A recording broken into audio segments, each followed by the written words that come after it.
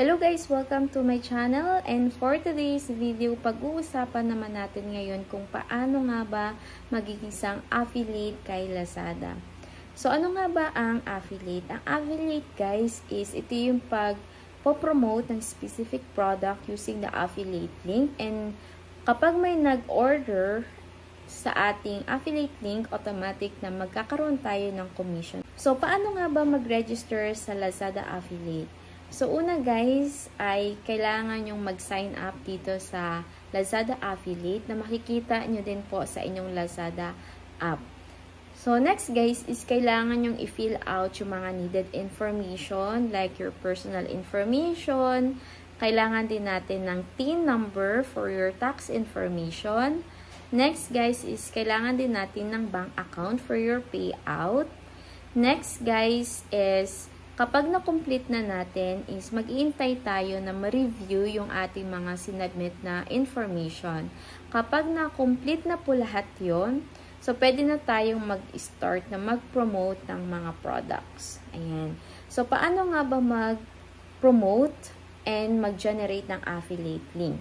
So una guys is hanap lang kayo ng mga product na gusto nyong i-promote, and then click nyo lang yung share button ng specific product para makuha natin or makopy natin yung link. And then, punta lang tayo sa Lazada Affiliate tab dito sa ating Lazada app.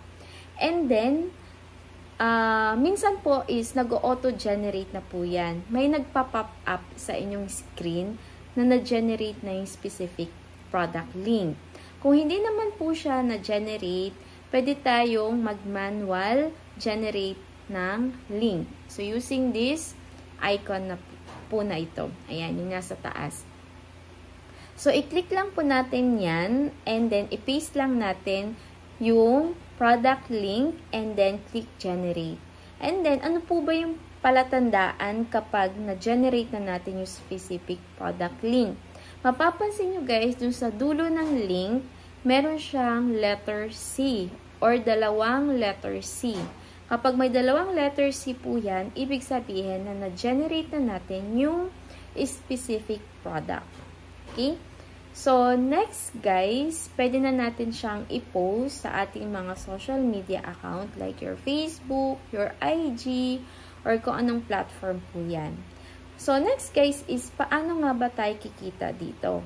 Ayan, kikita lang po tayo dito kapag may nag-order dun sa affiliate po na pinost po natin.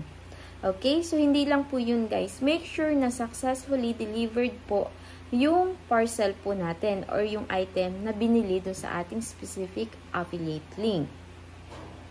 And then, kapag na-delivered na po yun sa customer, automatic na makikita natin yung estimated commission po natin dun din sa ating affiliate Lazada tab, dun sa ating Lazada app. So, ngayon naman guys, pag-uusapan natin kung paano nga ba natin mapipay out yung mga commission po natin. So, mapipay out po natin yun kapag na-reach po natin yung minimum threshold na 1,200 pesos. Hindi lang po yun. Kailangan din po na mag-intay tayo ng tinatawag na PA or Payment Advice. So, saan po ba natin makikita yung Payment Advice? Makikita po natin ito sa ating AdSense Lazada account. Hindi po ito yung AdSense ng YouTube. Magkaiba po yun. Ito po ay AdSense ng Lazada. So, ito po yung link para ma-access yung platform ng AdSense ng Lazada. So, next guys, i-check natin kung meron na tayong na-receive na PA dito po. Ayan, dyan natin makikita. Kapag naka-receive po tayo ng PA or Payment Advice, magbibilang po tayo ng 45 to 60 days. Ayan, para ma-receive natin yung ating payout. Next guys, kapag po na-reach po natin yung 100,000 above, so automatic guys, kailangan na natin mag-provide ng PIR or certificate ng PIR. Okay? Sa next video, ituturo ko sa inyo kung paano mag-register sa BIR kapag ikaw ay affiliate.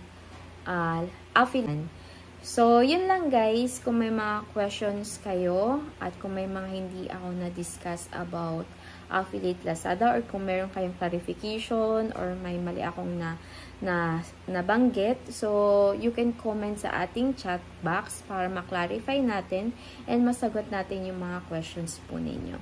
So, yun lang guys. So, don't forget to subscribe my channel and follow my Facebook account. So, thank you so much guys. Bye!